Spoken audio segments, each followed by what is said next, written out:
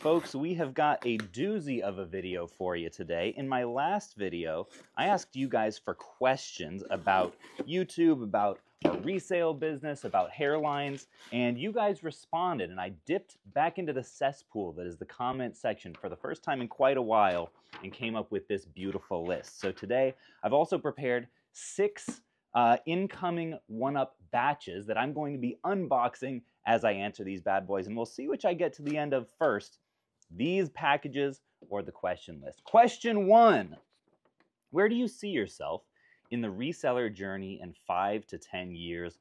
When does it end? And by the way, sorry, I don't have the username saved on these, so you guys, it'll be a little inside secret between you and me who asked these things.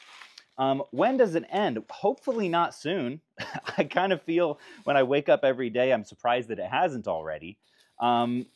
But 5 to 10 years, I'll be honest, I see the next few years as primarily filled with risk mitigation.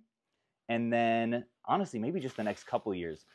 I would love to get to a point in the next 5 to 10 where we're able to kind of lean on the system that has already been built and just work it, right? Optimize the finer points here and there. But the last couple years has been such a high transition couple years, feeling like, you know, with developing the website and you know, changing business models and putting a ton of money into this thing that allows people to more easily sell their games to us. It's just been so, it feels like I've been fighting for my life. And I would love to get to a point where things are just more consistent, more steady, more at peace, and just kind of hang out there for as long as we really can. I mean, it's anyone's guess where the physical games, you know, retro games market is going more broadly. I don't have direct control over that, but just trying to get our business model to a place where it is diversified and healthy enough that we can just, you know, leverage it for a while is really kind of where my mind is. By the way, thanks a bunch for this batch to Troy Bloser. Exactly $200, our batch minimum. Really appreciate you, Troy, for sending all this stuff in. And what I loved about that batch is that there was no tape on any of the bubble wrap, which makes it super easy. That's why we're already to the end of this.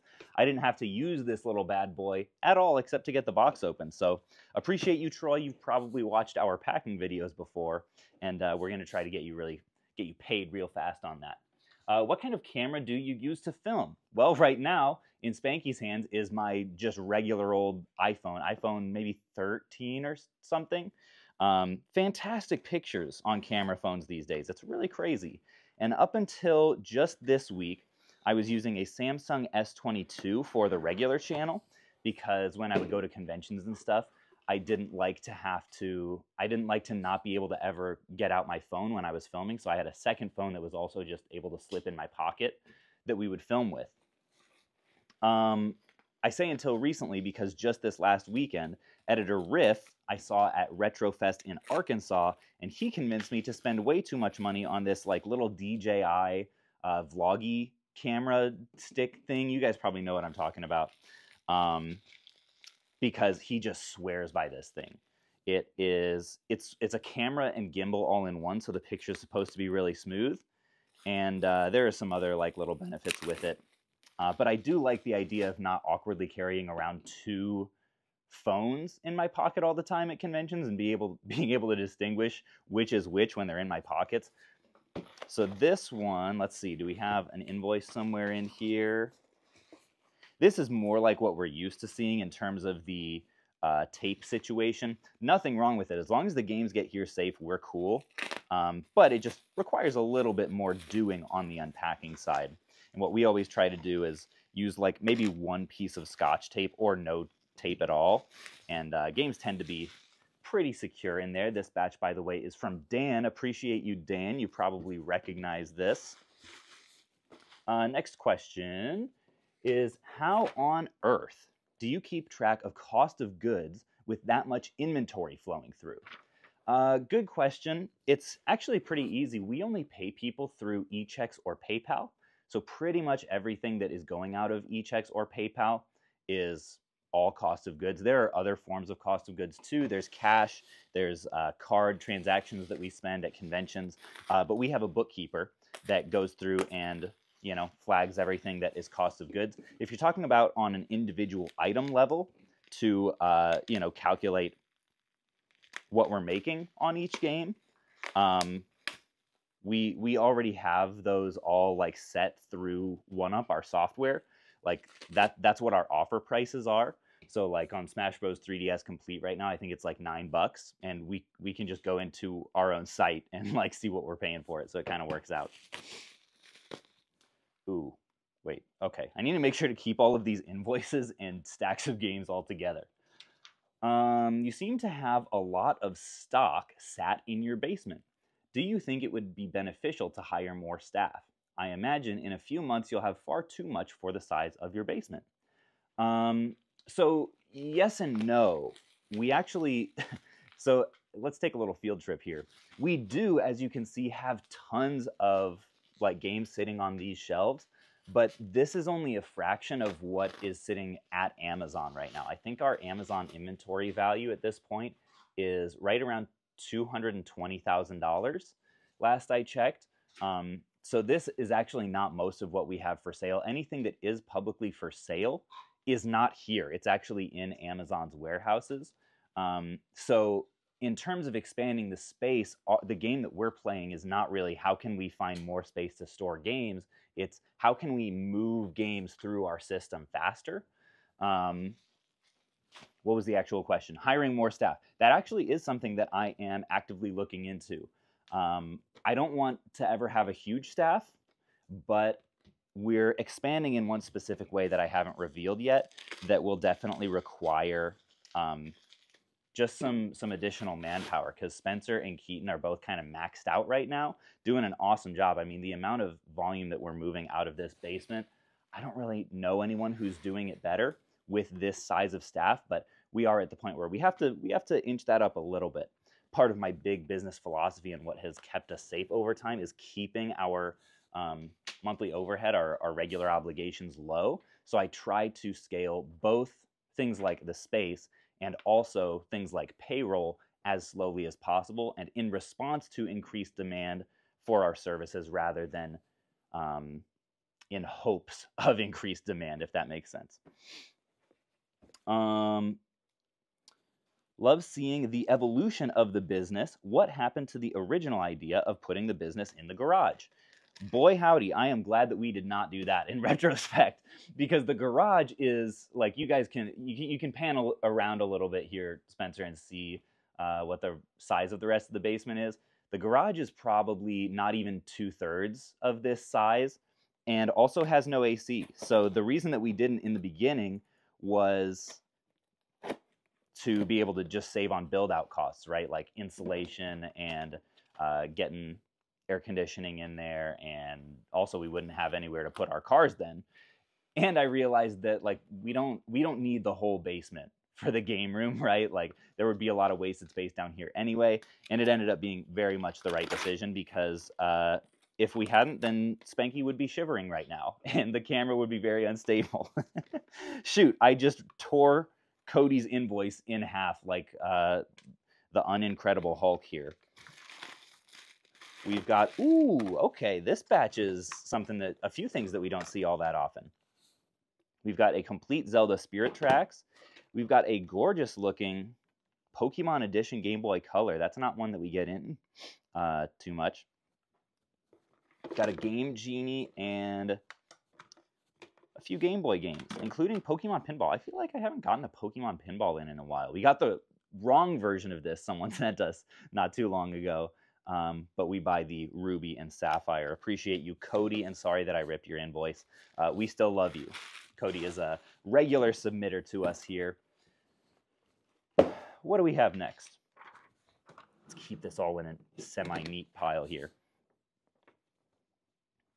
How many hours a day do you work on the online reselling business versus OneUp versus YouTube, both channels? Also would love for you to talk about how you manage your time with so many businesses going on at once. Also, submitted a batch of games to you at the end of last month, and the process was incredible. Thank you. All right, I'd love to hear that. I'm sorry that I don't have your username here so I can shout you out. That was very kind. How many hours a day do you work? So that's a great question, because in the last month or so, I've been trying to reduce the number of hours that I spend on inventory stuff like this. So previously, I was probably down here in the basement for like 20-ish hours a week, maybe sometimes 25. And recently, it's really been more like 8 to 12. My main responsibility down here is helping with intake, this process right here, because it involves a lot of fast-paced decision-making to check things in and inspect for condition and make the right deductions when necessary. That is also a process that we are simplifying next month, so stay tuned for that big update. I think a lot of you guys will be happy with it. But to your question, so at this point, down here in the basement, 8 to 12 hours a week, I would say on YouTube, now that I'm only uploading twice a month, it fluctuates significantly. So like one week, I might spend 15 hours, and the next it might be like 5, depending on what projects we have going out and whether or not we have shooting. So like last week, I shot a big video that was just around here, like a day in the life video for the main channel, and that was like an all-day affair. And then once Riff gets that edit back to me, it'll be probably another like 3 hours to do that revision. Each video takes me, on average, probably like 15 hours or so in total to get out. So that's like, 30 hours or so a week. So I guess, yeah, like 8-ish if I had to average it out on YouTube stuff. And then one-up stuff will take up the rest. All of that fluctuates a lot. But right now, another thing that I'm trying to delegate on the software side is repricing.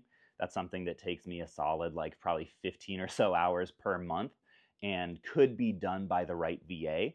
So I've been making some training videos and trying to hire someone to help with our repricing and the monthly updating of the prices that we offer on OneUp, just because that's a whole lot of data crunching that I don't really have to do. This batch is from Benjamin. Appreciate you, Benjamin. This one, the only thing that I'm a little bit nervous about is this little loose Wii Sports in here. It doesn't look terrible. Definitely something we'll have to run through, probably on a mid to deeper setting.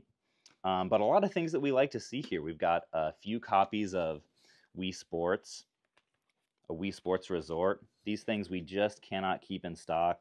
Bunch of Wii stuff. We love it. GameCube. Ooh, Fight for New York is probably going to be a couple copies of this. Most expensive games in the batch. Going to be taking a look at that in our repricing software later today. So appreciate you very much, Benjamin. Next up, do you have intentions that YouTube is a commercial for your reselling business or an additional revenue for yourself? Would you ever be interested in being a host/entertainer more than a reseller? That's an interesting question. So for the first one, what is the primary goal of YouTube? At this point, a lot of people think, and this is something that when I do dip my toes back into the comments, I see somewhat often, is people saying, this guy like just makes most of his money on YouTube. You can't trust his business advice. At some points in the history of the channel, that has been somewhat true, that at least YouTube is, maybe in that like 50% mark. I can tell you right now that it's a small fraction of the kind of volume that we're doing through the resale business. I would say on the average month, it nets like $1,000 to $2,000. And that's not because it makes that, it grosses a good bit more of that, but the costs with running it are significant with travel and a professionally done thumbnail, professional editing on every single video. Those do really add up. So to answer your question, I'm really not doing YouTube primarily for the revenue. It's much more valuable as the marketing vehicle of OneUp. Which to this day, we have not spent $1 for advertising for this thing, which, like, having a YouTube channel that is already successful in a niche for which you're developing a product or service is just super OP, because I can not only not spend anything, but make a little bit of money that can then go back into like software development or whatever we need for our site, which is great. This batch is the first one that we've seen with multiple handhelds in here. Definitely a heavier, denser box. We'll definitely have to be careful given that there's no like packing material between these. I'm hoping that that doesn't cause any, looks pretty okay in terms of like shell scratching and stuff like that. But the second part of that question, would you ever be interested in being a host/entertainer more than a reseller? People have asked me on previous podcasts and stuff that I've gone on, like, if you had to choose between YouTube and reselling, which would you do? Like, if you could never do one ever again. DSIs are something that we pay like weirdly well for. I don't know why they do so well on Amazon. They do a little bit better than DS Lites, which I feel like that's kind of the opposite from conventions. I feel like these tend to sit longer. And the answer that I always give is I'd be a reseller. I would give up YouTube. I think the reselling lifestyle is has much more balance and continuity than being a YouTuber. YouTube is inherently so up and down that psychologically it's just hard to sustain for an extended period of time. So for those reasons, I would. Now, that's a little bit different from your question of like being a host/entertainer, which would be inherently more stable. And that's a lot of what I crave in a career. But also, like, weirdly, I'm not like, in my normal life, I'm not the kind of person that like needs attention on me all the time.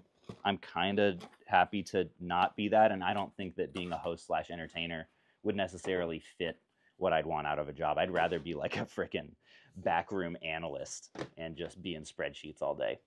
This batch is looking really solid from good old Matthew. Been sending us a good amount of stuff recently, Matthew, so I do appreciate you.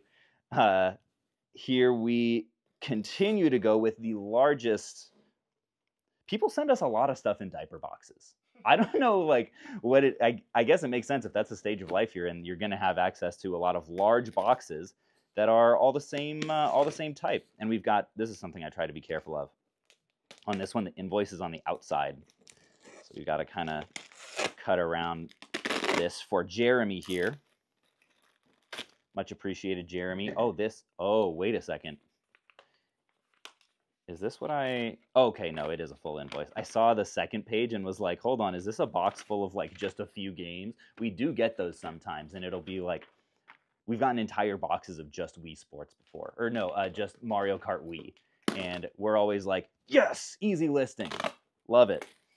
Next question.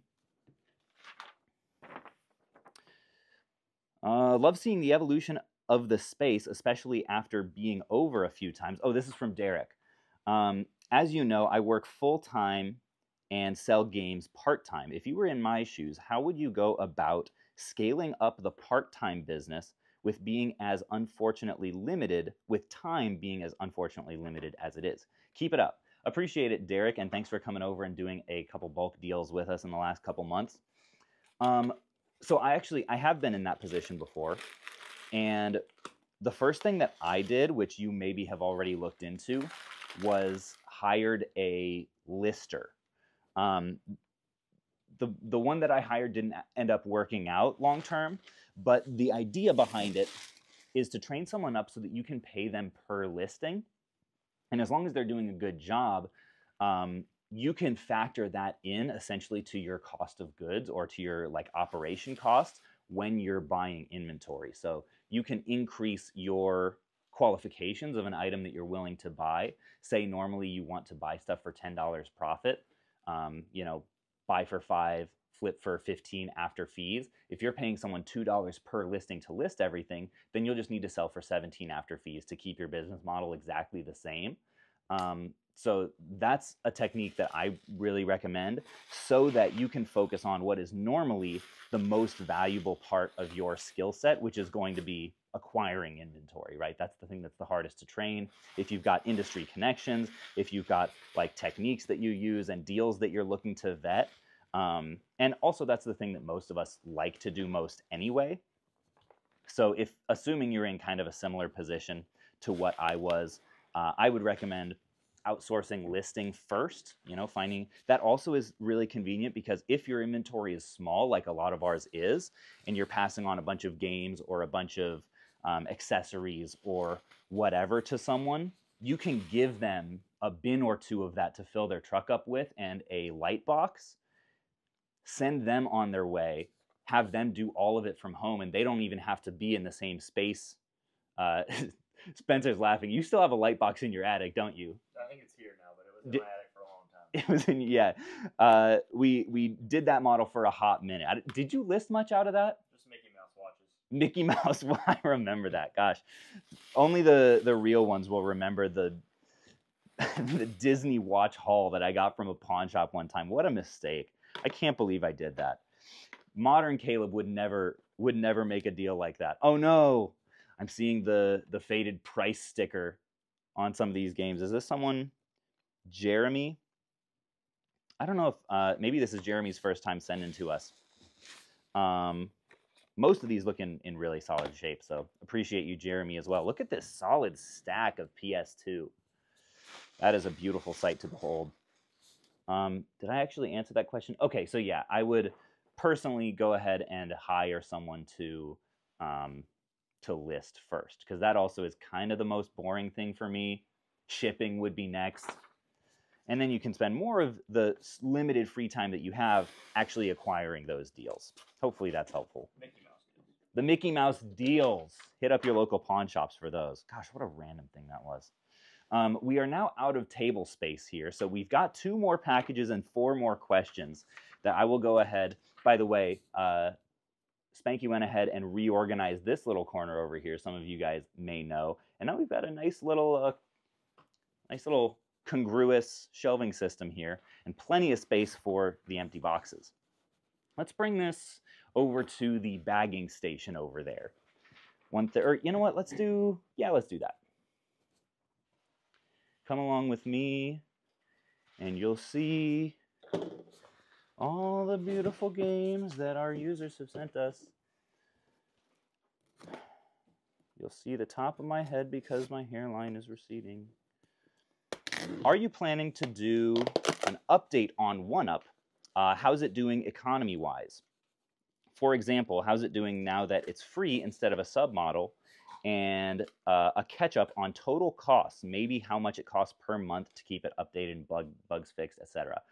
Great question. I hadn't planned on doing that, but maybe I will if I have time later this month. That does sound like a good video.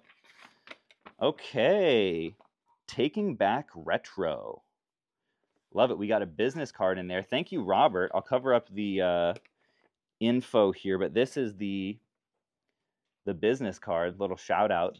And also wrote us a nice note here on the invoice. So appreciate you, Robert. Thank you so much. As for the question, so the update, how's it doing economy-wise? At this point, I think the total spent is approaching 200K if we haven't just recently bumped it up. In terms of what the monthly maintenance costs are, I don't really know because we're still so heavy in feature development that I anticipate it'll be under a few $1,000 a month to do like bug fixes and like minor improvements and stuff. I would love for it to land more like in the 1,000 a month range. And there are measures that I can take to continue to reduce that over time. But right now we're just kind of full like pedal to the gas. Sorry, We're full foot to the gas over here, pedal to the metal, in terms of like, you know, just full speed ahead, spending a lot of money to develop new features. So that has not slowed down, unfortunately, as much as I thought it might. But that's, you know, my own decision. We're trying to make the business model, like I mentioned earlier, just more balanced, more sustainable, more safe. And that will become clear what exactly I mean by that in the next few months. I don't want to spoil anything just yet. What were some of the other questions? Cost we talked about, cost per month. The change that happened when we went from a subscription model to totally free is that in September, we had by far our largest month of acquisitions ever.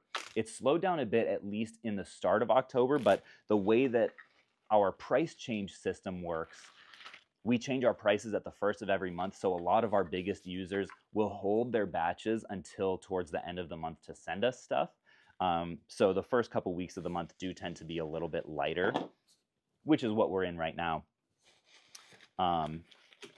So anyway, all that to say, I don't know what October is going to turn out like, but we're actually trying to buy a little bit less if we can to make sure that we have a really healthy cash flow position for this next feature push that we're going to be making. So on the whole, still going well. I wouldn't call it super profitable yet. I wouldn't call it profitable at all yet, but I am still very optimistic for the future. I don't think, like, I think if I was in your shoes, oh dear viewer, right now, I would be like, is this guy delusional? Like, he keeps talking about how in the future it's going to make money, but it's not yet. And there have been some months when it has made money. And I'm still making a lot of decisions that are expensive, but necessary. And so that's why I do believe it's very common, especially in the tech world, to operate not super profitably or oftentimes just straight up at a loss for an extended period of time. We're not a tech company. We're not venture backed. We're cash flowing this. So I'm prioritizing cash flow more now than I have previously. And if it means that we have to move a little bit slower, we will do that. But thanks a bunch again to Robert for sending us all this lovely little batch of games with one pretty expensive handheld there. I think we're paying like $170 or so for new 2DS XLs. Love to see it. And that will all be here. Keep it with Robert's beautiful business card. Where did your Switch collection go? To a different room, or did you decide to sell them off now that Mission Switch is finished? Now, I included this question every time I come back into the comment section, and I have a little bit of a relapse. I've been clean for a while from the comments, but sometimes relapse is part of recovery. And so sometimes I'll go back in, and guys, I have to say, you got to get some new material. The snide little remarks about, he's selling the Switch collection. When are you going to sell the Switch collection? You're such a scammy scumbag. I've had it about up to here with that. I'm all for the little barbs. I'm all for a little light humor between friends. We're all, parasocial friends, you and me. But let's think of some new jokes. Come with me. I'll show you where the Switch collection is. You snide little sarcastic son of... That's actually not directed towards the person who wrote the comment, who did it in a very courteous way, which is why I included it. So this over here is the how would I say it?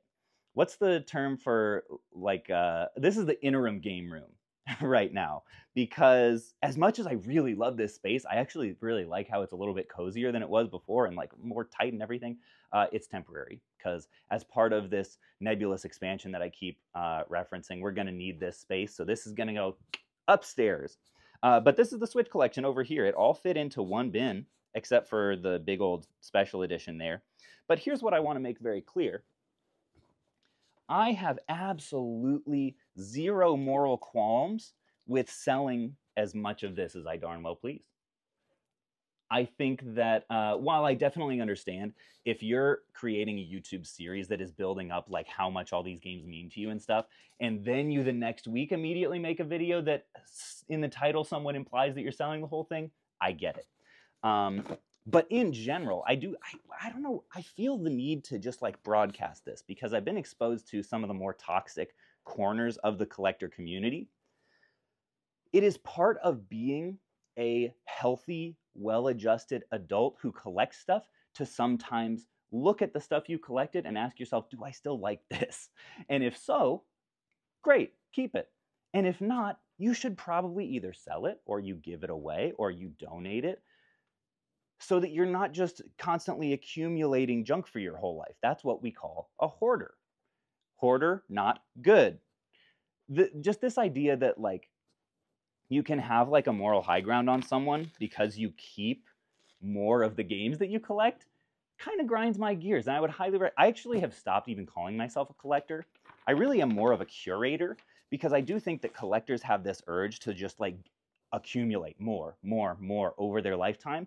I don't have that. I actually get just as much joy out of paring down my collection from the stuff that I don't really like anymore and just keeping the stuff that I actually really do like. And I would highly recommend that for people. Don't buy into this gatekeepy toxicity that you find at sometimes in my comment section. We're not about that here at ReNXP Sale. We're about positivity. This is from Tom, our man Tom. Always sends us good stuff from Canada, I believe. Is Tom in Canada? No, we met him at Midwest. Yeah, Green Bay. Why would I ever mix that up? Sorry, Tom. You deserve better. But his stuff that he sends us, always just in fantastic shape. We've been working with Tom for a long time. And you can see, gorgeous Zelda, gorgeous Pokemon Snap, Star Fox 64, $800 batch here, just with beautiful, beautiful high dollar handhelds. Let's keep going. Okay, this was a funny one. So in the last video, I talked a lot about, I was doing like a little tour of the place down here, and I was pointing out all the stuff that we've made out of cardboard, and had kind of a new motto percolating, which is stay scrappy. So we have like, it's essentially a way of saying like, keep your costs low and like don't get fancy. Caleb, I want to know how you balance being scrappy with the iterated boxes with the value of your time. $10 for a tray doesn't sound like a lot if you have to use your mental energy solving that problem rather than more strategic problems in the business. And I love that question, because here's another thing that we often talk about on this channel: opportunity cost. Every activity that you do in your business, you are sacrificing the next best possible thing that you could be doing. So when I sit down for an hour and make this stupid thing, how much is that costing me? Probably over $100 in time, right? That I could be listing stuff, or I could be going and buying more stuff, or I could be making the app better. So that was a fantastic question. And the reason that I still do stuff like this is I just get a sick pleasure from it. I'm just a sick guy, and I like looking at cardboard things that I've made for cheap and just thinking, wow, I saved at least $12.99 on that bad boy. But if you don't make that decision, you're probably right. And last question, I have seen and enjoyed every video of yours. How do you keep from being bored, seeing the same games coming in all the time? It is much different than being out and finding weird, rare games, unusual games in the wild. And I love that question too, because the truth is, when you see your 6th copy of Family Game Night 4 that is coming in and being shipped to you each day, it doesn't hit the same. I have to admit, it does not hit the same as the first copy. And especially not when you see your 200th copy in a year of Family Game Night 4, or Metroid Prime, or Mario Power Tennis. And the answer to that is, I keep things exciting by continuing to optimize random other things in the business. It's at this point very much not about the thrill of the hunt for me, even though that's a lot of how it started as, and I think that's how most of us start out, as like part-time or side hustle resellers. Over time, it becomes much more of like just the thrill of progress in general, right? The thrill of making a stupid box, or like hiring someone onto the team. And Keaton over here just went, well, should I say it? Going to be going full-time. Yeah, very soon here, so we're stoked about that. Ooh, listen, some Pokemon Yellows over here. You didn't hit any hitches or anything, did you? Not yet. Awesome. Look at this. Look at this. Look at this degenerate handful of Pokemon greens right here. Just in time for the Q4 rush, so love to be getting these out the door. But that's ultimately where the satisfaction has to lie. I heard a quote once that happiness is progress, and I've found in business that is definitely the case. So hopefully you guys have enjoyed. Maybe we'll do more videos in this format in the future. And folks, stay scrappy. So folks, this, for anyone curious, is what the new game room is going to be. I don't know what the orientation will be. Some of you guys may notice some very fancy seating here, which is actually some Valencia theater seats, which they sent me and asked me to review. I was like, okay, you're gonna send me some like really nice chairs for free. What do you want me to say? And they were like, dude, say whatever you want. Just make sure it's 2 minutes. I was like, okay, honest, unfiltered review, I can do that. So these things, I'm gonna set you guys up over here. I've never had these kinds of recliners before, and I wanted to kind of walk you through like some of the pros and cons. and like my first impressions. So when these things were shipped, I had a bit of an unfortunate shipping experience because when we bought our couch, which is now upstairs, they shipped it to us and they unloaded it all into the actual room. When these were shipped, they just got dropped off at the doorstep and we had to kind of lug them up the stairs to get them here. So that wasn't great. On the flip side, I was pleasantly surprised by, let's see if we can, ooh, there we go, by the assembly process.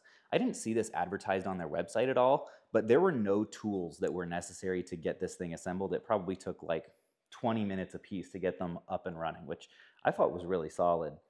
As far as like pros and cons of the units as a whole, they're highly adjustable. You can do, if you're a degenerate like me, and you just want to fully lay back and veg, but also you kind of want to game a little bit or watch your show and be able to have your neck at this very unhealthy angle for extended periods of times.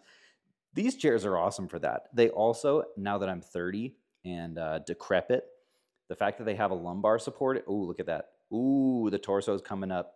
The spine is fully supported. I'm all about that. Here's one thing, this is kind of more of a personal preference thing that I didn't love. I'll bring you guys back over. I'm not, like both in game rooms and in seating, I'm not a huge fan of exposed LEDs. I think it looks kind of tacky.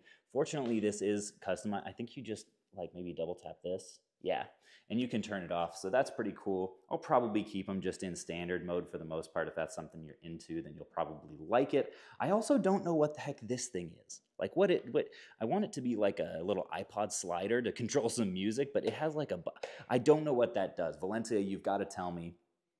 As far as other cons, I haven't really found any yet. The coolest thing about these units is, look at this. Can you believe this? What a time to be alive. These things have built-in AC. So if you're using this leather chair in the summer and you don't want to be like sweating up a storm as you're hardcore gaming and slip sliding around on your nice leather, you can just, in fact, let's go ahead and do that now. And we'll see if I can start to feel it here. Hold on, let's see if we can hear. You guys hear that fan start up? You might not be able to hear it on the mic. It's pretty quiet. Oh yeah, I can already feel that right in the seat. Can I honestly recommend this product? If you're someone with an average income, I don't know if I can, because this is a luxury product. This is a luxury item. If you're on a standard budget, these things are really expensive. I don't think I could necessarily say go out and buy one. If you're someone who's like, dude, I've already made it. Money is no object for me. I just need the best for my game room. I do have to say,